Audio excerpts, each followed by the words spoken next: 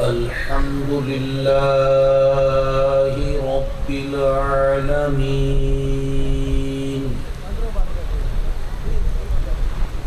والصلاة والسلام على خاتم النبيين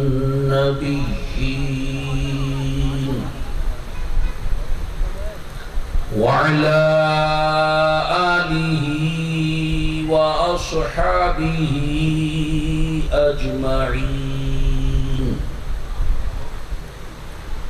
أما بعد فأعوذ بالله من الشيطان الرجيم.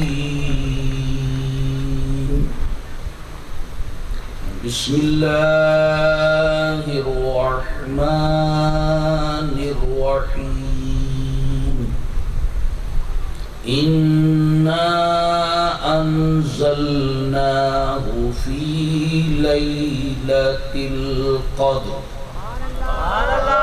وما أدراك ما ليلة القدر.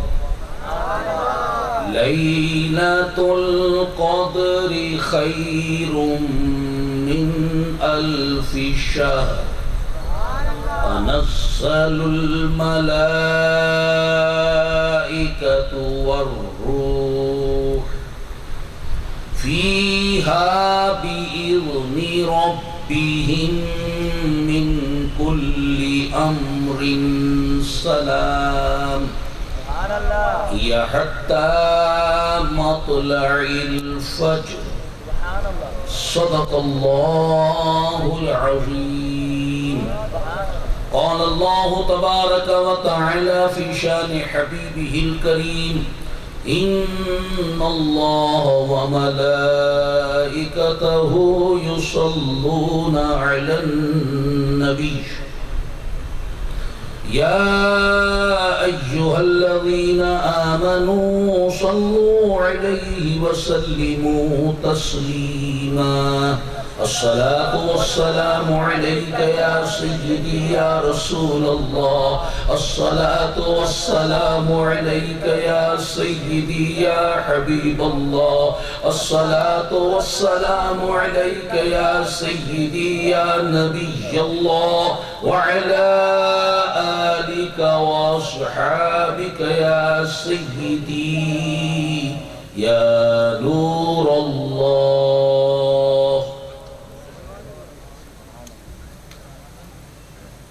سیدنا حضرت علی المرتضی کرم اللہ تعالی وجہہ الکریم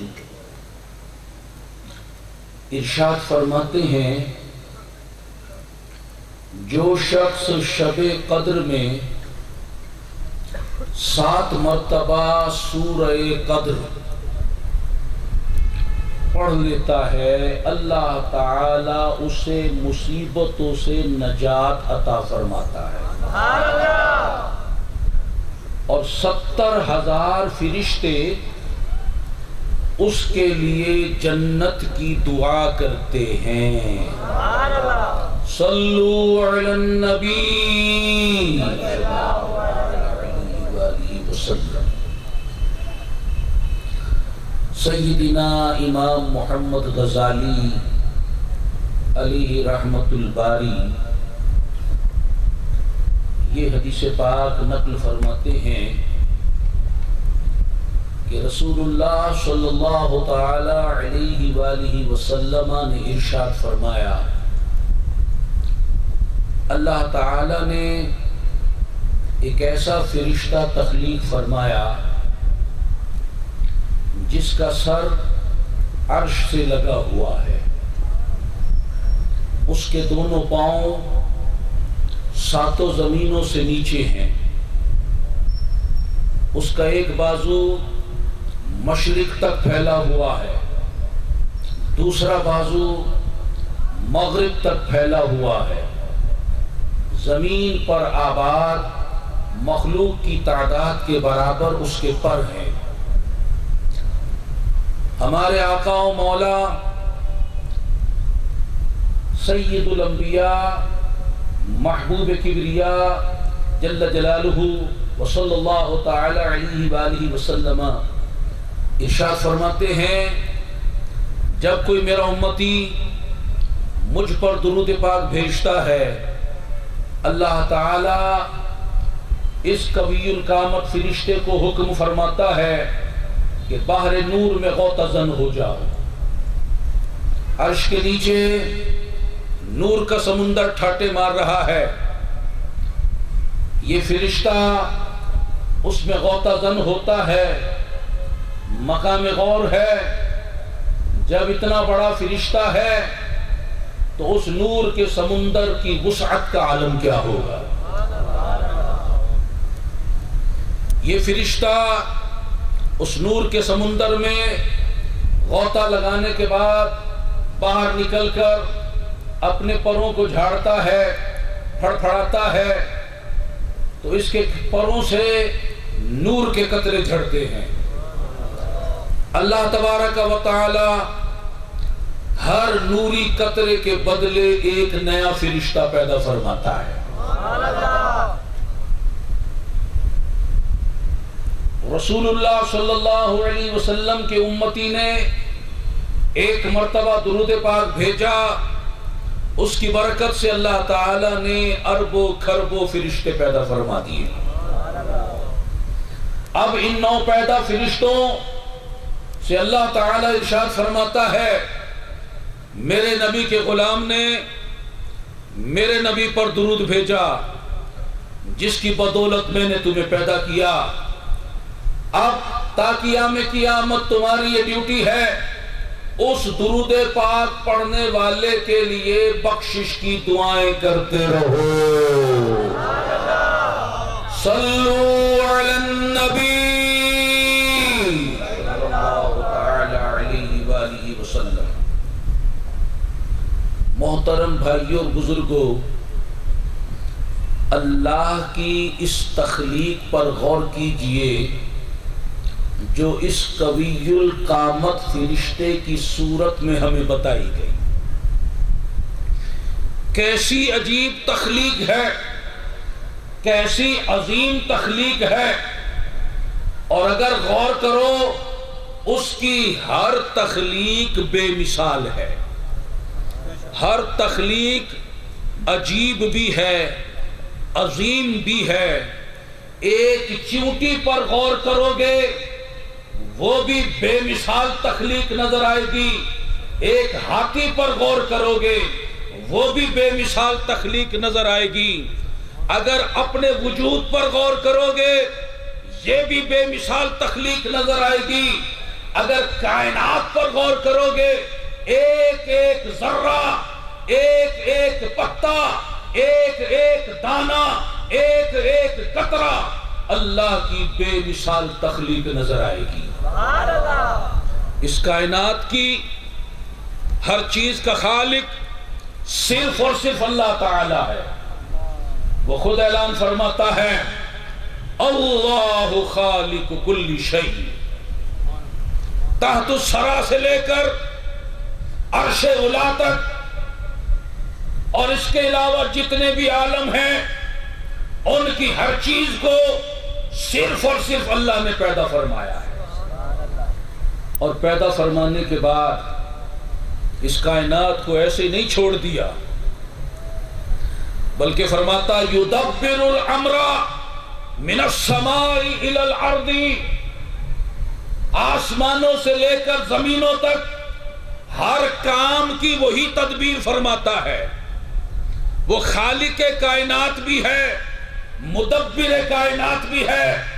کب بارش برسانی ہے، کہاں بارش برسانی ہے، کہاں فصل اگانی ہے، کب دن نکلنا ہے، کب رات آنی ہے، یہ سارا نظام کائنات اللہ تعالی ہی کے زیر کنٹرول ہے.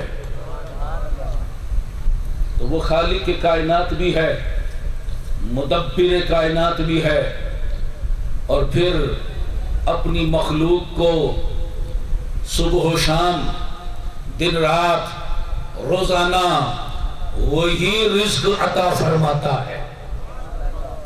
وہی رازق کائنات ہے.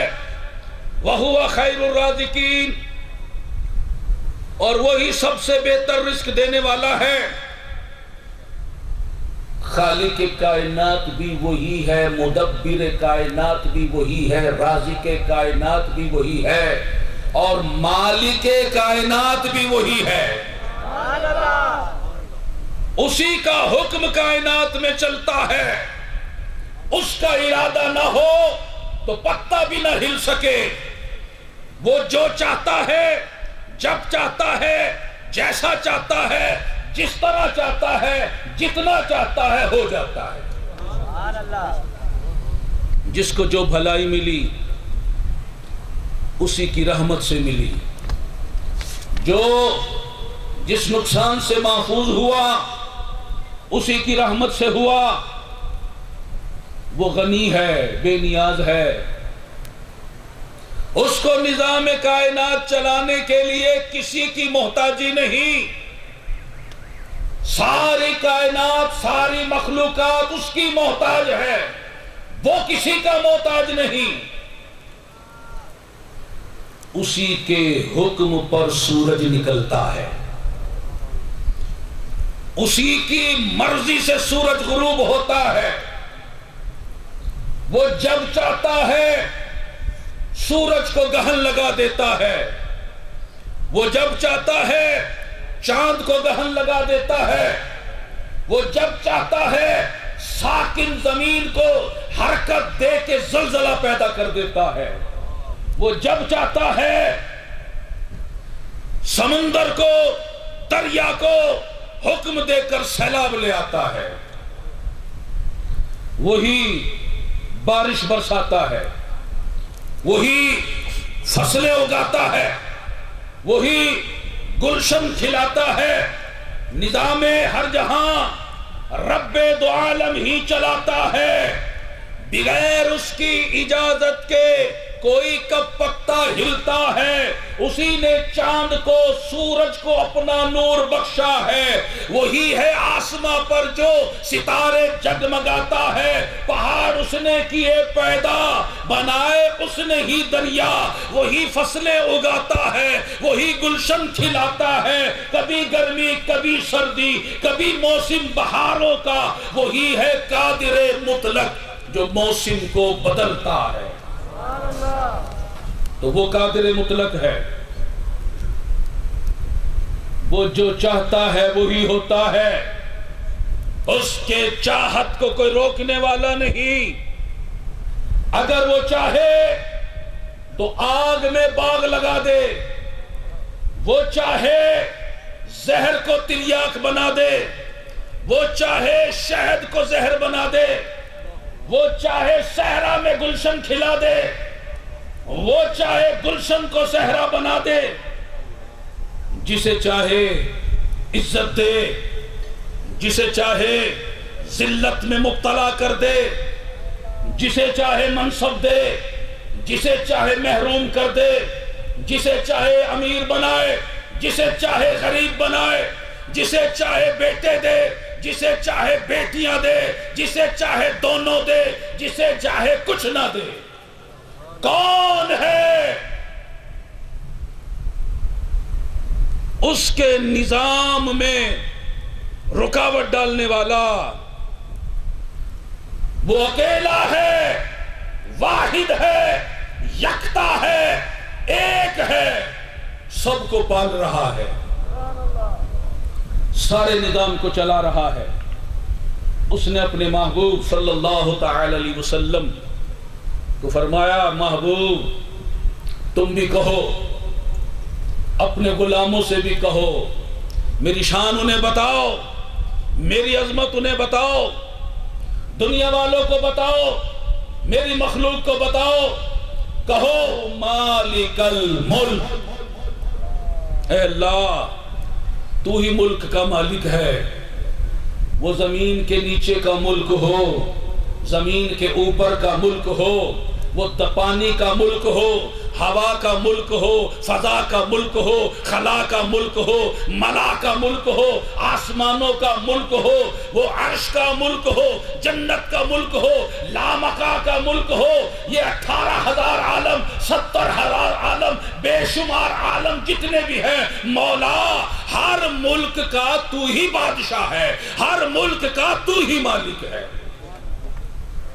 تو دل ملک من تشاء، جسے چاہے تو سلطنت عطا کر دے، عہدہ عطا کر دے، منصب عطا کر دے، وَتَنزِعُ الْمُلْكَ مِمَّن تَشَاءُ، اور جسے چاہے سلطنت سے محروم کر دے، وَتُعِزُّ مَن تَشَاءُ، جسے چاہے عزت عطا کر دے، وَتُذِلُّ مَن تَشَاءُ، جسے چاہے ذلت میں مبتلا کر دے۔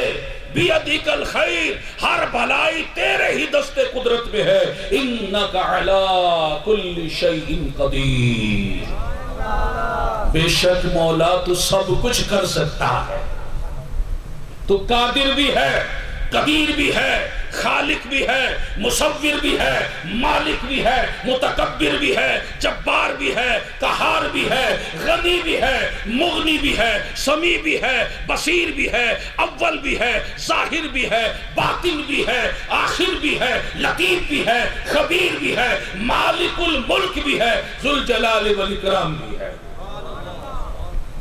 تحت الثری سے لے کر عرش اولی تک اسی کا حکم چلتا ہے، ہر چیز اس کے زیر نگی ہے، وہی ہر عالم کا خالق ہے، اور اس کا ایک نام حکیم بھی ہے، حکمت والا۔ اس کا کوئی کام بیکار نہیں ہوتا۔ اگر ایک مچھر بھی اس نے پیدا کیا ہے، وہ بھی بیکار پیدا نہیں کیا۔ اگر موذی جانوروں، سانپ بچھوؤں کو پیدا کیا ہے، انہیں بھی بیکار پیدا نہیں کیا۔ کائنات میں ایک ایک ذرہ جو ہے کوئی بھی بیکار چیز نہیں ہے، وہ حکیم ہے، اس کا ہر کام حکمت پر مبنی ہوتا ہے۔ تو اب سوال یہ پیدا ہوتا ہے، مولا جب ایک ذرہ بھی بیکار پیدا نہیں ہوا، اور یہ ہزاروں جو کائناتیں ہیں، ان کو تو نے کس لیے پھر بنایا ہے؟ یہ کس لیے بنی ہے؟ تفسیر حسینی، تفسیر روح البیان، حدیث پاک، رسول اللہ صلی اللہ تعالی علیہ وسلم ارشاد فرماتے ہیں، شب معراج اللہ تعالیٰ نے جب مجھ سے کلام فرمایا، مجھے ارشاد فرمایا، یا محمد صلی اللہ علیہ وسلم، یا محمد انا وانت وما سوا ذالک خلقتہ لاجلک، اے میرے محبوب میں ہوں اور تو ہے، اے میرے محبوب میں ہوں اور تو ہے، اس کے سوا جو کچھ بھی ہے وہ میں نے تیرے لیے بنایا ہے، وہ تیرے لیے پیدا کیا ہے۔ زمین و زمان تمہارے لیے، مکین و مکان تمہارے لیے، چنین و چنا تمہارے لیے، بنے دو جہاں تمہارے لیے، دہن میں زبا تمہارے لیے، بدن میں ہے جا تمہارے لیے، ہم آئے یہاں تمہارے لیے، اٹھے بھی وہاں تمہارے لیے۔ نعرہ تکبیر، نعرہ رسالت، ذرا ہاتھوں کو بلند کیجئے، دیکھیے حضور کی شان بیان ہو رہی ہے۔ نعرہ رسالت، مظہر کبریاء، مظہر مصطفیٰ، سرکار کی غلامی۔ اے محبوب میں ہوں اور تو ہے، اس کے سوا جو کچھ بھی ہے وہ میں نے تیری خاطر تیرے لیے پیدا کیا ہے۔ سرکار فرماتے ہیں میں نے عرض کی یا رب انت و انا وما سوا ذالک ترکتہ لاجلک، اے میرے پروردگار تو ہے اور میں ہوں، اس کے سوا جو کچھ بھی ہے وہ میں نے تیرے لیے چھوڑ دیا ہے۔ حضور ہمیں بندگی کا کرینہ سکھا رہے ہیں۔ بندگی اسے کہتے ہیں اللہ کے سوا تمہارا کوئی مقصود نہ ہو، کوئی مطلوب نہ ہو، کوئی محبوب نہ ہو۔ دیکھو اللہ نے میرے لیے سب کچھ بنایا، مالک کائنات بنایا، وجہ سبب تخلیق کائنات بنایا، لیکن اس کے باوجود نہ میں نے پہاڑوں میں دل لگایا، نہ باغوں میں دل لگایا، نہ گلشن میں دل لگایا، نہ تفریح گاہوں میں دل لگایا۔ میں نے تو رب کو کہا مولا تو میرا مقصود ہے، تو میرا مطلوب ہے، تو میرا محبوب ہے، مجھے کچھ نہیں چاہیے، مجھے صرف تو چاہیے۔ اب اس حدیث پاک سے پتہ چلا زمین کس لیے بنی، آسمان کس لیے بنے، چاند کس کے لیے بنا، سورج کس کے لیے بنا، جنت کس کے لیے بنی، لوح و قلم کس کے لیے بنے، عرش و کرسی کس کے لیے بنے، یہ جنتیں کس کے لیے بنی، پہاڑ کس کے لیے بنے، دریا کس کے لیے بنے، یہ مچھلیاں کس کے لیے بنی، درندے چرندے پرندے کس کے لیے بنے، یہ فرشتے کس کے لیے بنے، میں اور آپ کس کے لیے بنے، یہ ساری کائناتیں، یہ ساری مخلوقات کس کے لیے بنے، سب جہاں رب نے بنائے کس کے لیے، تیرے لیے۔ رنگ کیسے ہیں جمائے، کس لیے، تیرے لیے۔ حضرت آدم سے لے کر ابن مریم تک سبھی انبیاء تشریف لائے، کس لیے، تیرے لیے۔ طیبہ کونین کا مرکز فرشتوں کی وہاں رات دن بارات آئے، کس لیے، تیرے لیے۔ آتش نمرود ہو یا ذبح اسماعیل ہو، شان اپنی رب دکھائے، کس لیے، تیرے لیے۔ جس پہ تو راضی ہوا اس پہ میں راضی ہوا، فیصلہ یہ رب سنائے، کس لیے، تیرے لیے۔ یا نبی تبلیغ اسلامی پہ ہو یہ بھی کرم، دین کے ڈنکے بجائے، کس لیے، تیرے لیے۔ نعرہ تکبیر، نعرہ رسالت، مظہر کبریاء، مظہر مصطفیٰ اولیاء، سرکار کی غلامی۔ اللہ نے سارے جہان، ہر کائنات اپنے محبوب کی خاطر بنائی، اور اس کے بعد ساری کائنات کو آپ کی غلامی میں دے دیا۔ صحیح مسلم شریف کی حدیث پاک حضور فرماتے ہیں اُرسلتُ إِلَى الْخَلْقِ کافۃ، اللہ نے مجھے ساری مخلوقات کا رسول بنا کر بھیجا ہے۔ اللہ کی جو بھی مخلوق ہے، جہاں ہے، جس جہان میں ہے، ہر چیز کا رسول بنا کر بھیجا ہے۔ اب بتاؤ رسول آقا ہوتا ہے یا نہیں، مولا ہوتا ہے یا نہیں، امت جو ہے، امتی جو ہے وہ غلام ہوتا ہے یا نہیں۔ جب ہر چیز آپ کی امت میں شامل ہو گئی تو ہر چیز آپ کی غلام ہو گئی، آپ کے زیر حکم ہو گئی، آپ ان کے آقا بن گئے، مولا بن گئے، مالک بن گئے۔ اور کیسے مولا بنے، ہر چیز کیسے غلامی کا اظہار کر رہی ہے۔ ارے حضور کے مالک ہونے پر غور کرو، اللہ نے اپنے محبوب کو کیسا مالک و مختار بنایا۔ انگلی کا اشارہ کیا، ڈوبا ہوا سورج لوٹ کر آ گیا۔ سورج جانتا ہے یہ میرے آقا ہیں، یہ انگلی آپ اٹھا کر دیکھو، سورج آپ کا کہا مانے گا، ہرگز نہیں۔ حضور کی انگلی کو بھی جانتا ہے، حضور کو بھی جانتا ہے، اشارے کو بھی جانتا ہے کہ یہ میرے آقا ہے، مولا ہے، مالک ہے۔ اشارہ انگلی کا ہوا، ڈوبا ہوا سورج لوٹ کر آ گیا۔ اشارہ انگلی کا ہوا، چاند کے 2 ٹکڑے ہو گئے۔ اشارہ انگلی کا ہوا، درخت جڑیں پھاڑ کر زمین سے چلتا ہوا آپ کی بارگاہ میں حاضر ہو گیا۔ اشارہ انگلی کا ہوا، کنکروں نے کلمہ پڑھنا شروع کر دیا۔ امام فخر الدین رازی رحمت اللہ علیہ تفسیر کبیر میں حدیث پاک نقل فرماتے ہیں، میرے آقا و مولا صلی اللہ تعالی علیہ وآلہ وسلم ایک مرتبہ پانی کے کنارے پر بیٹھے ہوئے ہیں۔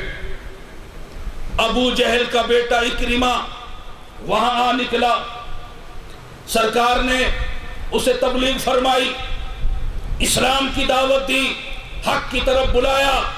وہ کہنے لگا ہے محمد صلی اللہ تعالی علیہ وسلم تم کوئی نشانی دکھاؤ۔ آپ نے فرمایا کیا چاہتا ہے؟ کہنے لگا اس نہر کے دوسرے کنارے ایک بڑا پتھر پڑا ہوا ہے، آپ اس پتھر کو حکم دو کہ وہ پانی میں تیرتا ہوا آئے اور ڈوبے بھی نہیں۔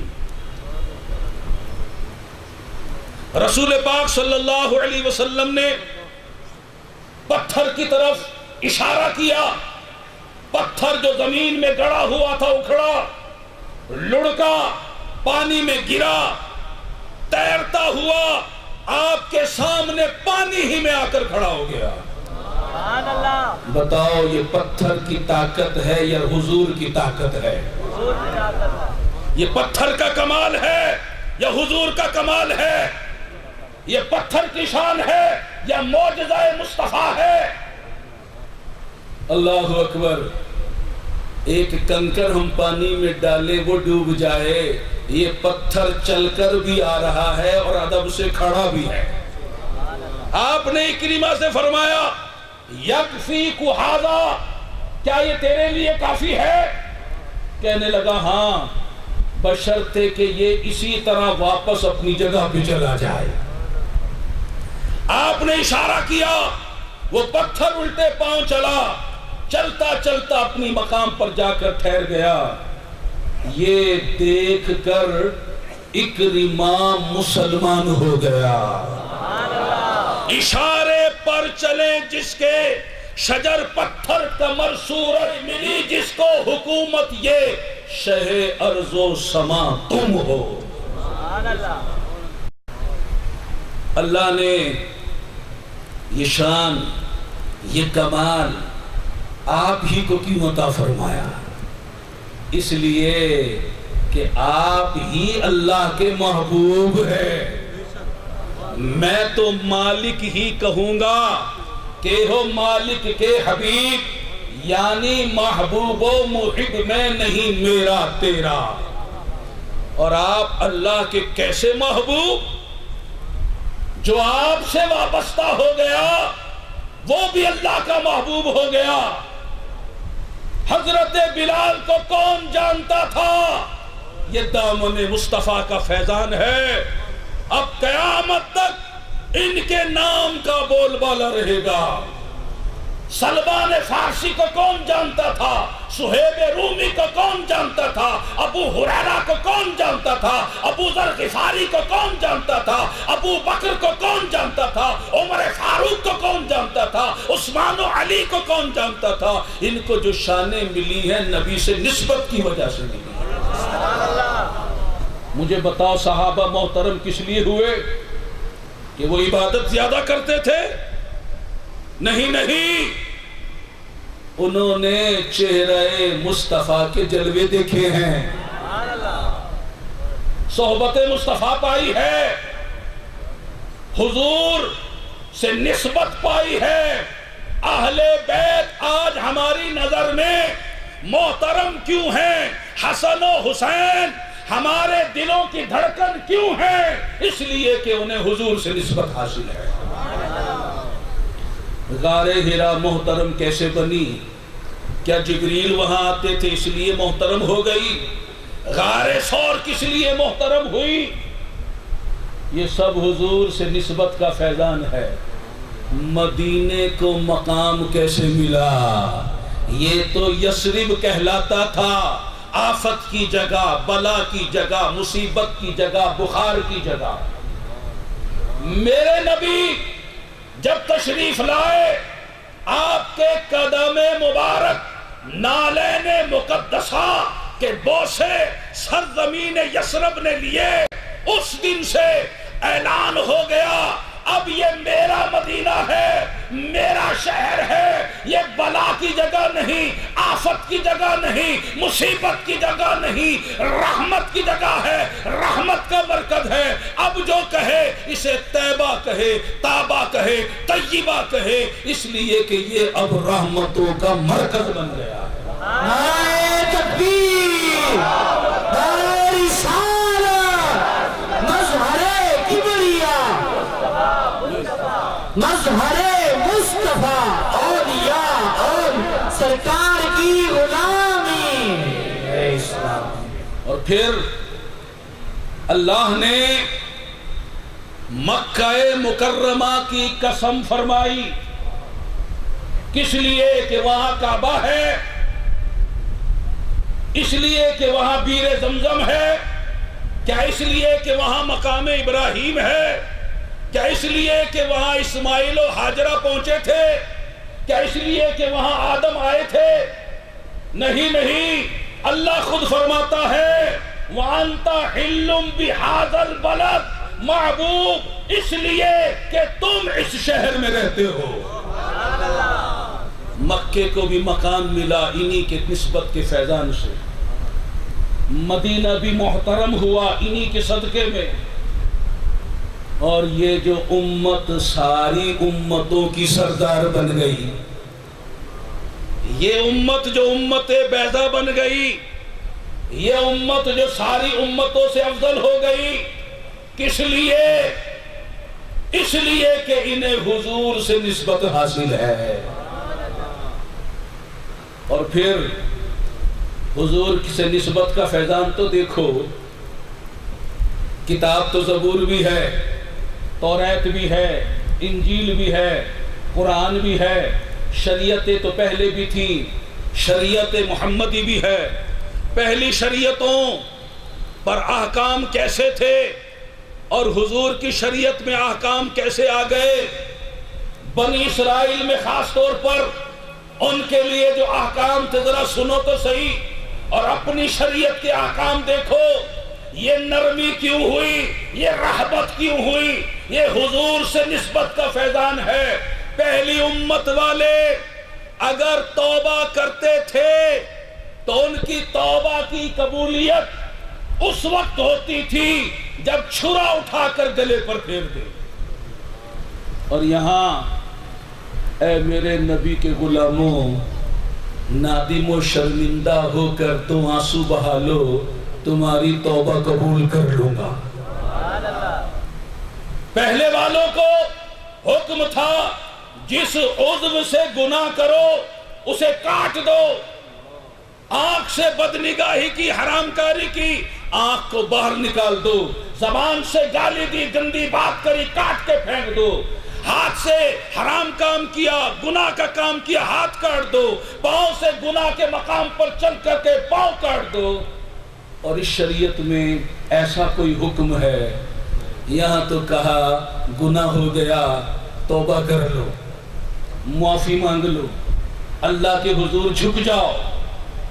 گناہ ہی معاف نہیں ہوگا، گناہ کی جگہ نیکیاں لکھ دی جائیں گی۔ پہلی شریعت میں جس جگہ نجاست لگ جائے، ناپاکی لگ جائے، اتنی جگہ کو کاٹنے کا حکم تھا، اور ہماری شریعت میں پانی سے پاک کر لو، وہ جگہ پاک ہو جائے گی۔ پہلی شریعت میں دن رات میں 50 نمازیں فرض تھی، اور ہمیں کہا تم تو محبوب کے غلام ہو، تم 5 پڑھو 50 کا ثواب دیں گے۔ پہلی شریعت میں 25% زکوٰۃ تھی کہ مال کا 1/4 حصہ زکوٰۃ میں دو، اور محبوب کے غلاموں کو کہا تم صرف 2.5% دے دیا کر۔ وہ دن رات گناہ کرے، ان کے گھر کے دروازے پر لکھ دیا جاتا تھا غیب سے کہ اس نے چوری کی ہے، ڈاکہ ڈالا ہے، سود لیا ہے، رشوت لی ہے، زناکاری کی ہے، جوا کھیلا ہے۔ ان کے دروازے پر لکھ دیا جاتا، بدنام ہو جاتے۔ اور محبوب کے غلاموں سے کہا تم تو نبی محبوب کے غلام ہو، تم پر ہم اپنی شان ستاری دکھائیں گے، تمہارے عیبوں پہ پردے ڈالیں گے۔ قربانی کیا کرتے تھے وہ لوگ، قربانی کا گوشت کھانے کی اجازت نہیں تھی۔ قربانی کا گوشت لے کر میدان میں رکھ دیتے، آسمان سے غیب سے آگ آتی، وہ ان کا گوشت لے جاتی، اس کی قربانی قبول۔ جس کا گوشت آگ نہ لے جاتی اس کی قربانی مردود۔ ایک تو گوشت کھانے کی اجازت نہیں، دوسرا سب کو پتہ چل جاتا کس کی قربانی قبول ہوئی کس کی نہیں ہوئی۔ اور ہمیں جانور قربان کرو، گوشت تمہارا، ثواب بھی ملے گا، نیکی بھی ملے گی، جنت بھی ملے گی، دنیا میں گوشت بھی تمہیں ملے گا۔ اور پھر کوئی بدنامی نہیں، کس کی قبول ہوئی کس کی نہیں ہوئی، اس کو پردے میں رکھا گیا۔ پہلے والوں کے لیے ضروری تھا اللہ کی عبادت کرنے کے لیے، نماز پڑھنے کے لیے مسجد ہی میں جانا ہوگا، چاہے میلوں سفر طے کریں مسجد ہی میں جانا ہوگا، مخصوص مقام ہی پر جا کر نماز پڑھ سکتے ہیں۔ اور محبوب ہم نے تیرے لیے تیرے غلاموں کے لیے ساری زمین کو مسجد بنا دیا، سجدہ گاہ بنا دیا۔ تم صحرا میں ہو، میدانوں میں ہو، گھروں میں ہو، دفتروں میں ہو، دکانوں میں ہو، بازاروں میں ہو، کہیں بھی ہو، تم اللہ کو سجدہ کر سکتے ہو، تمہارے لیے اجازت عام ہے۔ اور پھر پہلی امتوں میں سے وہ امتیں جو سرکش ہوئی، انہیں نیست و نابود کر دیا گیا، عذاب آیا، ساری امت تباہ۔ محبوب آپ کی امت کو ہم یہ عذاب نہیں دیں گے، اجتماعی عذاب میں مبتلا نہیں کریں گے۔ یہ فیضان کیا ہماری کسی عبادت کے نتیجے میں ہے؟ ہرگز نہیں، یہ حضور سے نسبت کا فیضان ہے۔ حضور سے نسبت کے صدقے میں کیسی کیسی عطائیں، رحمتیں، برکتیں، عنایتیں، نوازشیں ہوئیں۔ ان میں سے ایک نوازش شب قدر کی صورت میں ہوئی ہے۔ وَمَا أَدْرَاكَ مَا لَيْلَةُ الْقَدْرِ، تم کیا جانو کہ لیلۃ القدر کیا ہے؟ لیلۃ القدر خیر من الف شہر، شب قدر 1000 مہینوں سے افضل ہے۔ محبوب پہلی امتوں کی عمریں طویل ہوا کرتی تھی، تمہاری امت کی عمریں قلیل ہیں۔ رنجیدہ خاطر نہ ہو، نہ آپ کے غلام ہر سال آپ کے غلاموں کو ایک رات ایسی دیں گے جس ایک رات کی عبادت 1000 مہینوں کی عبادت سے افضل ہوگی۔ اور کتنی افضل ہوگی؟ یہ ہمارا فضل ہے۔ جس کے لیے چاہے 2000 مہینوں کے برابر کر دے، جس کے لیے چاہے 4000 مہینوں کے لیے، جس کے لیے چاہے 10,000 مہینوں کے لیے، جس کے لیے چاہے 1,00,000 مہینوں کے لیے، جس کے لیے چاہے 1 کروڑ مہینوں کے لیے۔ 1000 کی تو بات کی ہے، اس سے افضل بنا دیں گے۔ جس پر جیسا ہمارا فضل ہوگا اس کے لیے ویسی وہ رات ہو جائے گی۔ ارے یہ سارا حضور سے نسبت کا فیض نہیں تو کیا ہے؟ پہلے نبیوں کے لیے جبریل نازل ہوتے تھے، اترا کرتے تھے۔ ذرا غور تو کرو، امت مصطفیٰ کے لیے جبریل اتر رہے ہیں، تنزل الملائکۃ والروح، کہ شب قدر میں آسمان سے فرشتے بھی اترتے ہیں، جبریل بھی اترتے ہیں۔ آسمان کے سارے فرشتے غلامان مصطفیٰ کے استقبال کے لیے، انہیں دعائے مغفرت دینے کے لیے انہیں بشارت جنت سنانے کے لیے زمین پر آتے ہیں، اور خود جبریل بھی زمین پر آ جاتے ہیں۔ چنانچہ حدیث پاک میں ہے جب شب قدر آتی ہے تو جبرائیل فرشتوں کی جماعت کے ساتھ زمین پر آتے ہیں اور ہر اس بندے کے لیے بخشش کی دعا کرتے ہیں جو کھڑے یا بیٹھے اللہ تعالیٰ کی عبادت کر رہا ہو۔ اور کتابوں میں یہ بھی بیان ہوا کہ جبرائیل امین ہر عبادت گزار سے اس رات مصافحہ کرتے ہیں، اور ان کے مصافحہ کرنے کی علامت یہ ہے کہ دل نرم ہو جاتا ہے، رونگٹے کھڑے ہو جاتے ہیں، آنکھوں سے آنسو روا ہو جاتے ہیں۔ یہ اس بات کی علامت ہے کہ اس خوش نصیب امتی سے، غلام مصطفیٰ سے، فرشتوں کے سردار جبریل امین نے خود آ کر خود مصافحہ کیا ہے۔ یہ شب قدر اللہ کی نعمت ہے جو اللہ نے محبوب کی خاطر غلاموں کو عطا فرمائی ہے۔ میرے آقا صلی اللہ علیہ وسلم ارشاد فرماتے ہیں جس نے ایمان کے ساتھ حالت مومن، حالت اسلام میں ثواب کی نیت سے اللہ کی رضا کے لیے اخلاص کے ساتھ شب قدر میں قیام کیا، اس کے پچھلے گناہ بخش دیے جائیں گے، وہ گناہوں سے پاک ہو جائے گا، وہ اس طرح ہو جائے گا جیسے اس دن تھا جس دن اس کی ماں نے جنا تھا۔ یہ شب قدر کی برکت کیسے ملی؟ یہ میرے نبی کا وسیلہ ہے، یہ میرے حضور کا صدقہ ہے، یہ نسبت مصطفیٰ کا فیضان ہے۔ سیدہ عائشہ صدیقہ طیبہ طاہرہ رضی اللہ تعالی عنہا بارگاہ رسالت صلی اللہ علیہ وسلم میں عرض کرتی ہیں یا رسول اللہ صلی اللہ علیہ وسلم، اگر میں شب قدر پالوں تو اللہ تعالیٰ سے کیا دعا کروں؟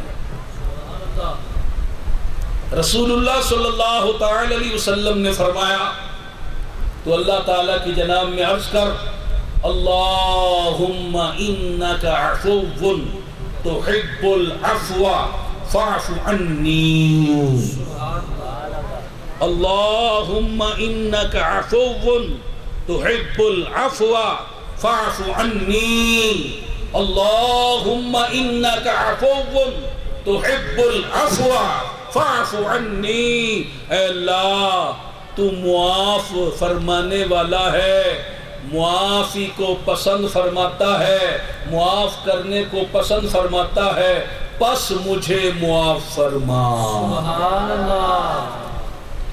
تو یہ رات معافی مانگنے کی رات ہے، یہ رات بخشش کی رات ہے، یہ رات توبہ کی رات ہے، اللہ کی جناب میں جھولیاں پھیلانے کی رات ہے، بارگاہ رب سے خیرات لینے کی رات ہے، رب کی جناب میں گڑ گڑانے کی رات ہے، آنسو بہانے کی رات ہے، رونے کی رات ہے، معافی مانگنے کی رات ہے، ندامت و شرمندگی سے بارگاہ رب العزت میں توبہ استغفار کرنے کی رات ہے۔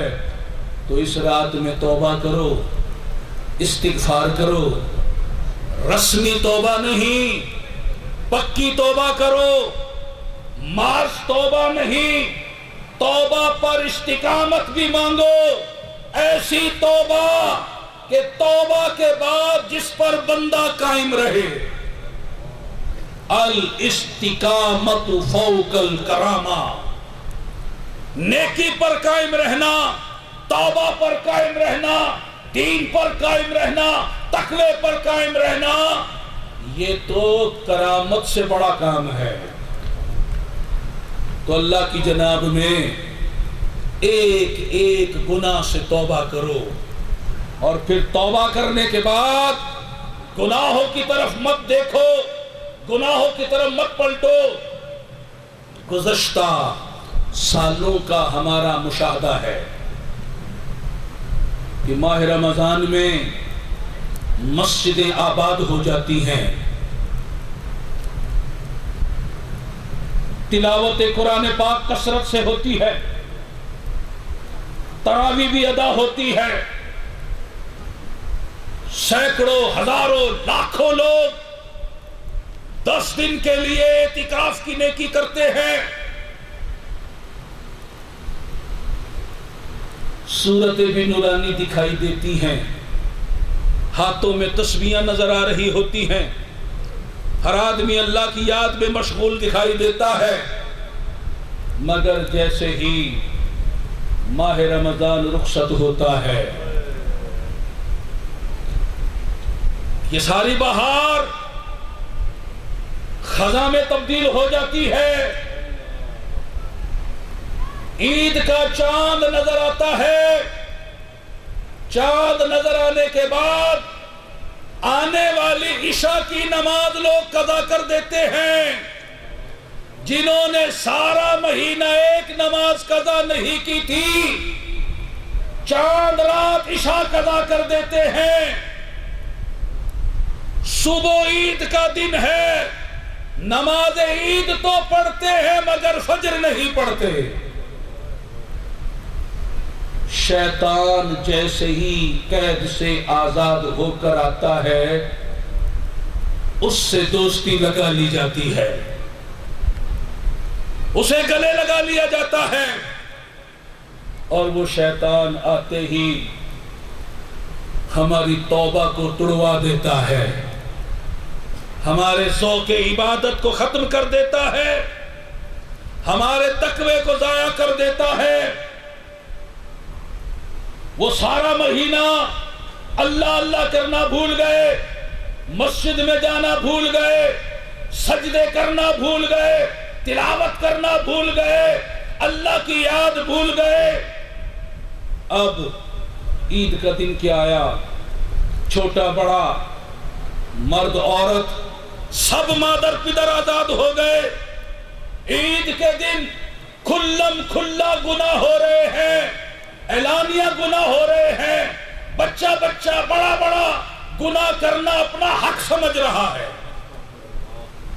عید کے دن فجر بھی گئی، ظہر کا پتہ نہ چلا، عصر بھی قضا ہو گئی، مغرب و عشاء کی بھی کوئی پرواہ نہ رہی، مسجدیں خالی دکھائی دے رہی ہیں، نمازیوں کو ڈھونڈ رہی ہیں۔ یہ کل تک کے نمازی سینما گھر کی زینت بن گئے ہیں، تفریح گاہوں میں پھر رہے ہیں، آوارہ گردی کر رہے ہیں، بدنگاہیاں کر رہے ہیں، جوا کے اڈے پہ پہنچے ہوئے ہیں، شراب کے اڈے پر پہنچے ہوئے ہیں، ہوٹلنگ ہو رہی ہے، عیاشیاں ہو رہی ہیں، بدکاریاں ہو رہی ہیں۔ بے حیائی کا مظاہرہ، بے پردگی کا مظاہرہ، جسے دیکھو فلمیں دیکھ رہا ہے، گھر گھر فلمیں چل رہی ہیں، گانے باجے چل رہے ہیں، دکاندار دکان پر فلم چلا رہا ہے، ایک ریڈی والا جو بچوں کے چیزیں لے کر گلی گلی بیچ رہا ہے وہ بھی گانے بجا رہا ہے۔ سارا سال اتنے گناہ نہیں ہوتے جو ایک دن عید کے دن گناہ کیے جاتے ہیں۔ ماں باپ کو پرواہ نہیں ہمارا بیٹا کہاں ہے، ماں باپ نے بھی آزاد کر دیا، جاؤ آج عیاشی کا دن ہے، بے ہودگی کا دن ہے، آج آوارہ گردی کا دن ہے۔ بچوں کو پیسے دے دیے، جاؤ فلمیں دیکھو، ڈرامے دیکھو، گانے دیکھو، عیاشی کرو، آوارہ گردی کرو، تفریح گاہوں میں جاؤ، بدنگاہیاں کرو، مخلوط تفریح گاہیں۔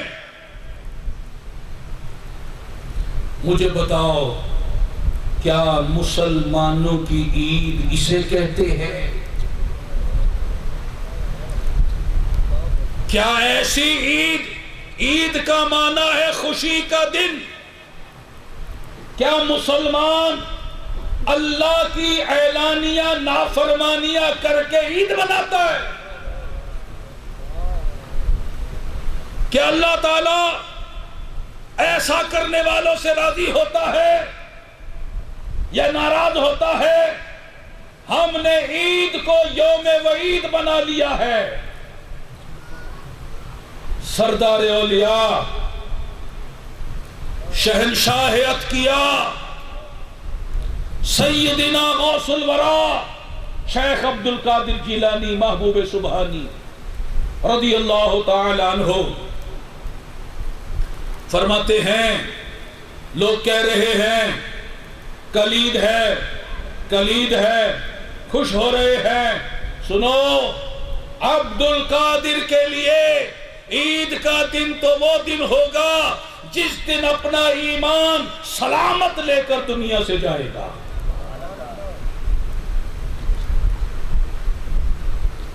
تم جسے پیران پیر کہتے ہو، وہ تو ایمان کی حفاظت کی فکر عید رات بھی کر رہے ہیں، عید کے دن بھی کر رہے ہیں، اور ہمیں ایمان کی پرواہ ہی نہیں، ہم شیطان کے پیچھے لگ گئے۔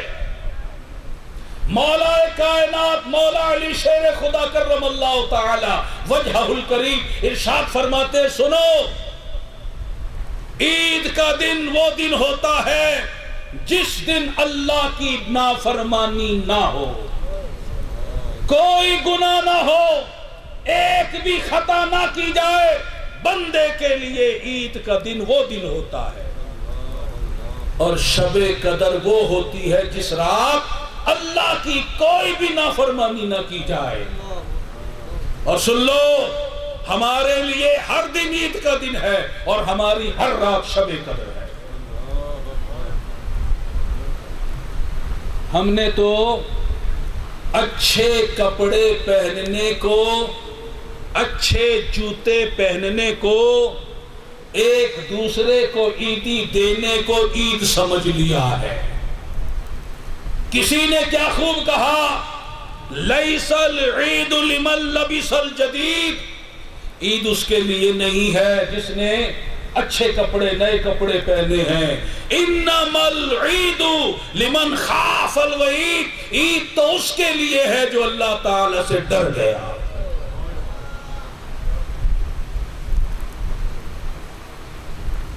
خدایا ہم اپنے کردار پر غور کریں،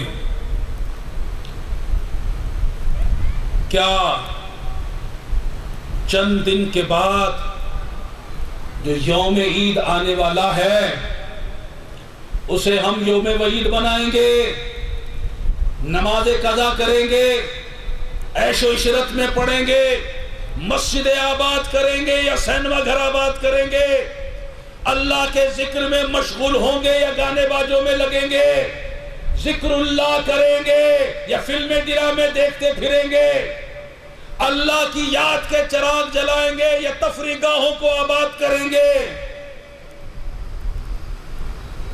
ابھی سے فیصلہ کر لو کہ ہم نے عید کو عید بنانا ہے یا وعید بنانا ہے، شیطان سے دوستی کرنی ہے یا دشمنی کرنی ہے، اس سے لڑنا ہے یا اسے گلے لگانا ہے۔ اگر اللہ کو راضی کرنا ہے، ان روزوں کو قبول کرانا ہے، اعتکاف کو قبول کرانا ہے، تراویح کو قبول کرانا ہے، تلاوت کو قبول کرانا ہے، تو اللہ کو راضی کرنا ہوگا۔ اللہ سینما گھر میں جانے سے راضی نہیں ہوتا، تفریح گاہوں میں جانے سے راضی نہیں ہوتا، مخلوق میل جول سے راضی نہیں ہوتا، اللہ باہر گھومنے پھرنے آوارہ گردی کرنے سے راضی نہیں ہوتا، اللہ تو نیکیاں کرنے سے راضی ہوتا ہے، شریعت پر چلنے سے راضی ہوتا ہے، نماز پڑھنے سے راضی ہوتا ہے، ذکر و درود سے راضی ہوتا ہے۔ اور ہم لوگ گناہوں میں پڑھ کر اللہ کو بھول جاتے ہیں، آخرت کو بھول جاتے ہیں، اور توبہ بھی کرتے ہیں رسمن۔ حدیث پاک میں فرمایا کہ جو گناہ پر قائم رہتے ہوئے توبہ کرے، گناہ چھوڑنے کا پکا عزم نہیں، مگر توبہ کرتا ہے، وہ توبہ نہیں کرتا، اللہ سے مذاق کرتا ہے، اور اللہ سے مذاق کرنے والا فلاح پا سکتا ہے؟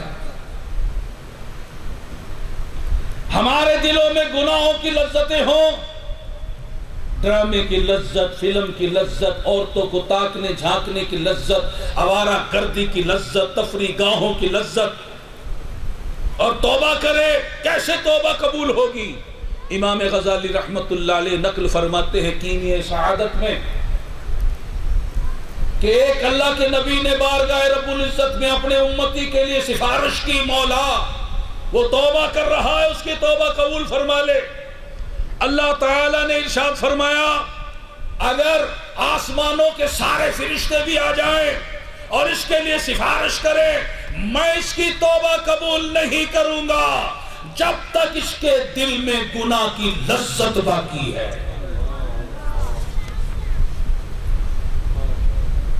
ہمیں تو توبہ کرنی بھی نہیں آتی، ہم دن رات گناہوں میں پڑے رہتے۔ ہم نے ماہ رمضان میں بھی گناہ کرنا نہیں چھوڑا۔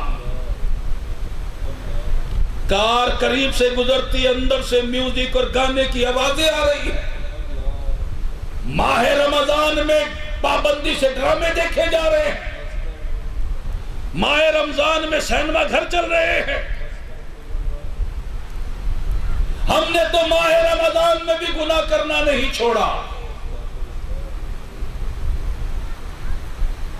جبکہ اولیاء اللہ گناہوں سے دور رہتے ہیں، نیکیوں سے بھرپور زندگی گزارتے ہیں، پھر بھی اللہ سے ڈرتے ہیں۔ سیدنا امام حسن بصری رحمت اللہ علیہ اولیاء کے ایک بڑے جماعت کے سردار ہیں، جن کی نگاہ فیض اثر سے بہت سے لوگوں کو ولایت مل گئی، گھر میں بیٹھے رو رہے ہیں، گریہ اوزاری کر رہے ہیں، ہچکیاں لے رہے ہیں، لوگ پریشان ہو گئے، مرید پریشان ہو گئے، محبین پریشان ہو گئے، عرض کی حضور آپ کیوں رو رہے ہیں؟ آپ تو صاحب تقویٰ ہیں، منصب ولایت پر فائد ہیں، اللہ کے مقرب بندے ہیں، آپ کیوں رو رہے ہیں؟ فرمانے لگے آج ایک خیال مجھے آیا، اس نے مجھے تڑپا دیا، اس نے مجھے رلا دیا۔ میں سوچنے لگا کہ کہیں اپنی زندگی میں جان بوجھ کر تو میں نے نہیں کیا، لیکن کہیں بھولے سے میں نے کوئی ایسا کام نہ کر لیا ہو جو اللہ کو پسند نہ آیا ہو، وہ مجھ سے ناراض ہو گیا ہو، کہیں بھولے سے میں ایسی جگہ نہ چلا گیا ہوں جہاں جانا اللہ کو پسند نہ ہو، وہ مجھ سے ناراض ہو گیا ہو اور میرے اعمال برباد ہو گئے ہوں، وہ مجھ سے ناراض ہو گیا ہو۔ میں آج اس پہ رو رہا ہوں کہیں میرا رب مجھ سے ناراض نہ ہو گیا۔ وہ سراپا نیکوکار، صاحب تقویٰ، منصب ولایت پر فائد ہونے والے اللہ سے ڈر رہے ہیں، اس کی ناراضگی سے ڈر رہے ہیں، کہیں بھولے سے گناہ نہ ہو گیا ہو۔ ذرا ہم اپنے اندر جھانکیں، ہم بھولے سے نہیں، ہوش و حواس میں جیتے جاگتے جان بوجھ کر گناہ کرتے ہیں، کر رہے ہیں۔ پھر ہمیں کیوں نہیں ڈر لگ رہا؟ کیا ہمارا دل پتھر بن گیا ہے؟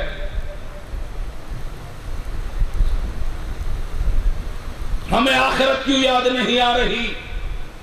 کیا پل صراط کو بھول گئے کہ جو بال سے باریک تلوار سے تیز ایک طویل راستہ ہوگا، 500 برس کا راستہ؟ کیا میزان عمل کو بھول گئے؟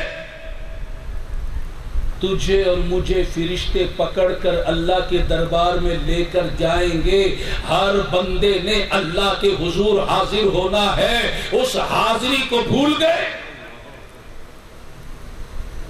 موت آئے گی، کیا نمازیں قضا کرتے ہوئے مرنا چاہتے ہیں؟ فلمیں ڈرامے دیکھتے ہوئے مرنا چاہتے ہیں؟ گانے باجے سنتے ہوئے مرنا چاہتے ہیں؟ سود رشوت کا لین دین کرتے ہوئے مرنا چاہتے ہیں؟ جھوٹ بولتے گالیاں دیتے ہوئے مرنا چاہتے ہیں؟ ماں باپ کو ستاتے ہوئے ڈر مرنا چاہتے ہیں؟ اللہ کو ناراض کرتے ہوئے مرنا چاہتے ہیں؟ موت کو بھول گئے؟ کیا ماہ رمضان میں لوگ نہیں مرے؟ کیا عید کے دن لوگ نہیں مرتے؟ آئے دن جنازے اٹھ رہے ہیں، ایک دن تیرا اور میرا بھی جنازہ اٹھے گا، قبر میں جانا ہوگا۔ حضرت سعید بن مسیب رضی اللہ تعالی عنہ ارشاد فرماتے ہیں، ایک مرتبہ امیر المومنین حضرت علی المرتضی کرم اللہ تعالی وجہ الکریم کے ہمراہ ہم ایک قبرستان میں آئے۔ حضرت مولا علی کرم اللہ تعالی وجہ الکریم نے بآواز بلند فرمایا، السلام علیکم یا اہل القبور ورحمت اللہ تعالی، تم ہمیں اپنا حال سناؤ گے یا ہم تمہیں اپنا حال سنائیں؟ فرماتے ہیں ایک قبر سے آواز آئی، وعلیکم السلام یا امیر المؤمنین، آپ پہلے اپنا حال سنائیں۔ آپ فرمانے لگے، سنو، تمہارے دنیا سے جانے کے بعد تمہاری بیویوں نے دوسری شادیاں کر لی، تمہاری اولاد یتیموں کے زمرے میں آ گئی، تم جو پختہ مکان بنا کر چھوڑ کر آئے تھے لوگوں نے اس پر قبضہ کر لیا، اب تم اپنا حال سناؤ۔ حضرت سعید بن مسیب رضی اللہ تعالیٰ عنہ فرماتے ہیں، قبر سے آواز آئی، یا امیر المؤمنین، کفن پھٹ چکے ہیں، بال بکھر گئے ہیں، کھالیں ادڑ گئی ہیں، آنکھیں رخساروں پر بہہ گئی ہیں، نتنوں کا پانی پیپ بن گیا ہے، جیسا کیا ویسا پایا، اور جو چھوڑا اس میں نقصان اٹھایا۔ جاگنا ہے جاگ لے، افلاک کے سایہ تلے، حشر تک سونا پڑے گا خاک کے سایہ تلے۔ ہم سفیروں باغ میں ہے کوئی دم کا چہچہا، بلبلیں اڑ جائیں گی، یہ روح بدن سے نکل جائے گی، یہ بہار ختم ہو جائے گی، بلبلیں اڑ جائیں گی، سونا چمن رہ جائے گا، اطلس و کم خواب کی پوشاک پہ نازا نہ ہو، اس تنے بے جان پر خاکی کفن رہ جائے گا۔ مرنے کے بعد تجھے اللہ کے دربار میں جانا ہے، مجھے اللہ کے دربار میں جانا ہے۔ آج اگر کسی کو وزیر کے در پر جانا ہو، دفتر میں جانا ہو، وہ رات بھر سو نہیں پاتا، کیسے جاؤں گا، بڑا اہتمام کرتا ہے، تحفے تحائف بھی لیتا ہے۔ اس وزیر کو ایک طرف کرو، بلا تمثیل بات کرو، مجھے اور آپ کو اللہ کے دربار میں لازمی جانا ہے۔ بتاؤ کیا اللہ کے دربار میں جانے پر ہم خوش ہیں؟ حدیث قدسی ہے، اللہ فرماتا جو ہماری ملاقات کو پسند فرماتا ہے ہم اس سے ملنے کو پسند فرماتے ہیں۔ جو اللہ کے دربار میں جانے پہ خوش ہوتا ہے، بتاؤ اللہ کے دربار میں بغیر مرے تو کوئی جا نہیں سکتا، اور موت ہمیں اچھی نہیں لگتی۔ اللہ کے دربار میں جانا ہی جانا، چاہے پسند ہو یا نہ ہو۔ کیا تحفہ لے کر جائیں گے اللہ کے دربار میں؟ نماز قضا کرنے کا تحفہ لے کر جائیں گے، فلمیں ڈراموں کا، گانے باجوں کا، یہود و نصارہ کے فیشن کا، سود رشوت کا، ماں باپ کو ستانے کا، جوا کھیلنے کا، شرابیں پینے کا، فراڈ کرنے کا، لوگوں کے مکانوں پہ قبضہ کرنے کا، پلاٹوں پہ قبضہ کرنے کا، لوگوں کے مال پر قبضہ کرنے کا، قرضہ لے کے ہڑپ کر جانے کا، یہ تحفے لے کر جائیں گے؟ میرا اور آپ کا اللہ ہمیں خبردار کر رہا ہے۔ سورہ حشر، یا ایھا الذین آمنوا اتقوا اللہ، اے نبی کے غلاموں، اے ایمان والو، اللہ سے ڈرو۔ وَلْتَنْظُرْ نَفْسٌ مَا قَدَّمَتْ لِغَدٍ، اور ہر جان، ہر نفس اور تم میں سے ہر شخص اس بات پر غور کرے، احتساب کرے، جائزہ لے، تفکر کرے، تدبر کرے کہ میرے دربار میں آنے کے لیے اس نے کیا تیاری کی ہے، آگے کیا بھیجا ہے، کون سے اعمال کو ذخیرہ کیا ہے، قیامت کے دن کے لیے کیا تیاری کی ہے۔ وَاتَّقُوا اللَّهَ، پھر فرماتا اللہ سے ڈرو۔ کیوں ڈرو؟ ان اللہ خبیر بما تعملون، کہ وہ اللہ تمہارے ہر کام کی خبر رکھتا ہے۔ ارے اللہ کی زمین پر رہو، لاکھوں نعمتیں اس سے پاؤ، اس کا رزق کھاؤ، اور اس کی زمین پر اس کی نافرمانیاں کرو، اس کی شریعت کا قانون توڑو۔ آج اگر کوئی دنیا والا تمہیں 2 ٹکے دے دے، تم جی جی کرتے ہوئے اس کے پیچھے بھاگتے ہو، اپنی اولاد کو بھی اس کا غلام بنا دیتے ہو۔ ارے یہ تو اللہ ہے، شہنشاہوں کا شہنشاہ ہے، اس نے کیا کیا تمہیں نہیں دیا، سب کچھ تو دیا ہے، سب کچھ دیا ہے، لیکن آج اسی کی نافرمانیاں، اسی کی شریعت کی خلاف ورزیاں، اسی کے قرآن کی خلاف ورزیاں، اسی کے محبوب کی خلاف ورزیاں، اس کے محبوب کا طریقہ چھوڑ کر اس کے محبوب کے دشمنوں یہود و نصارہ کا فیشن اپناتے ہو، ہندوؤں کی رسمیں اپناتے ہو، اللہ کا قانون توڑتے ہو، غفلت میں پڑے ہوئے ہو۔ کیا تمہیں اللہ سے شرم نہیں آتی؟ تم ایمان تو یہ رکھتے ہو اللہ ہماری شارک سے قریب ہے، اللہ ہمیں دیکھ رہا ہے، وہ سمیع ہے، بصیر ہے، علیم ہے، خبیر ہے، مگر پھر بھی اسی کی خلاف ورزی کرتے ہو۔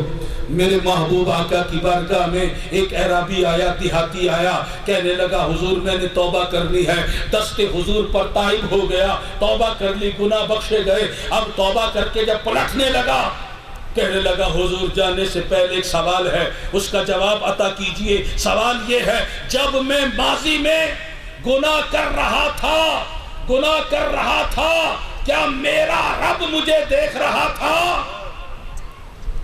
حضور نے فرمایا ہاں۔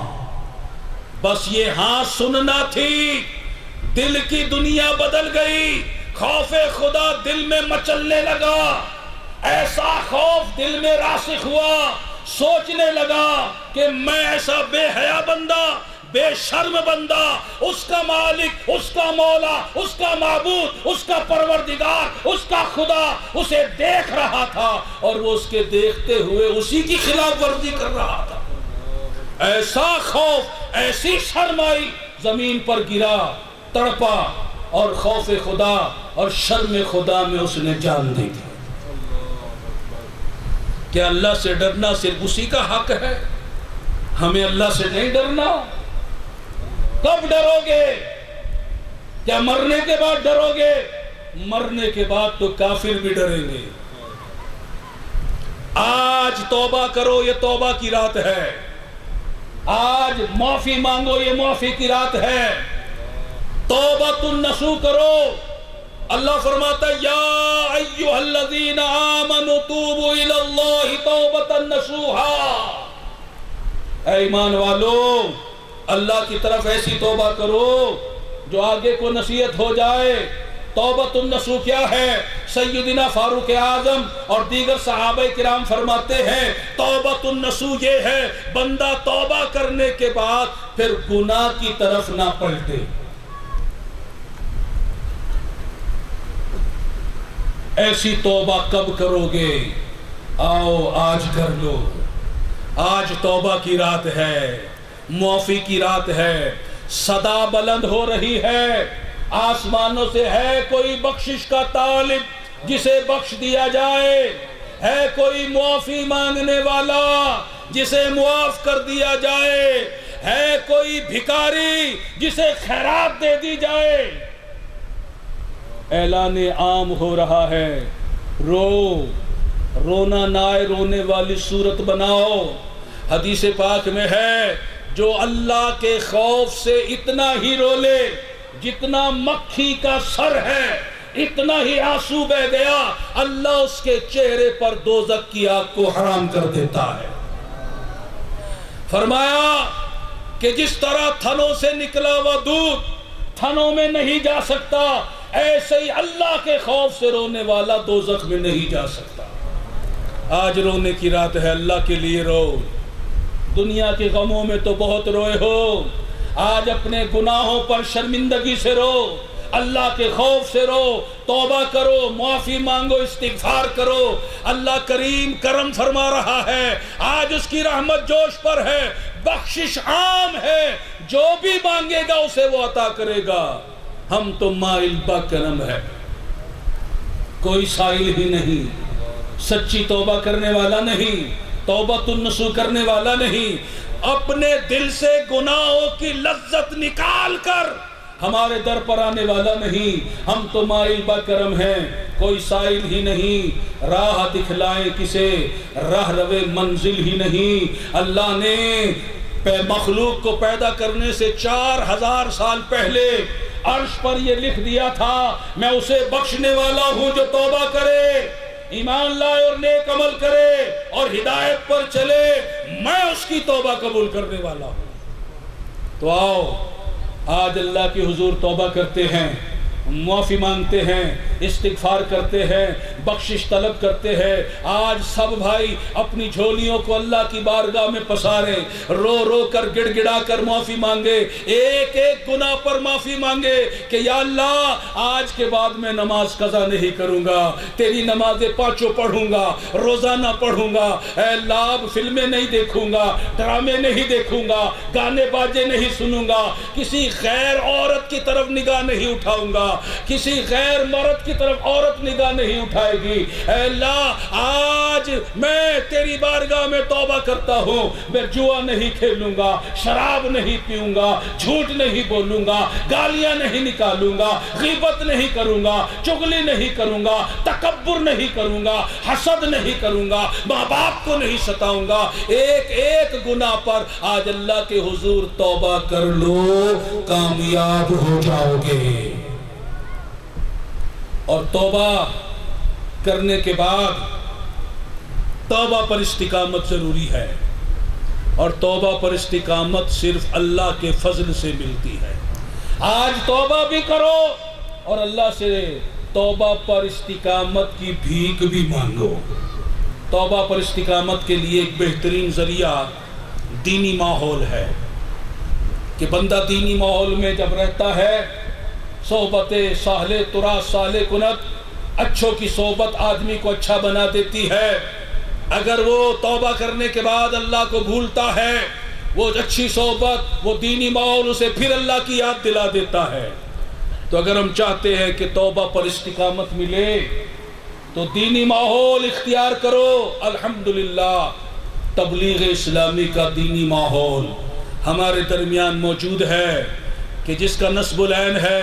ہم دین کی فکر کرنے والے، دین پر عمل کرنے والے، دین اسلام کی تبلیغ کرنے والے، اللہ تعالیٰ کے پسندیدہ بندے اور نبی پاک صلی اللہ علیہ وسلم کے سچے غلام بن جائیں۔ تو آج سارے بھائی توبہ بھی کرے۔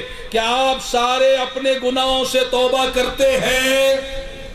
ذرا بلند آواز سے کہیں توبہ کرتے ہیں۔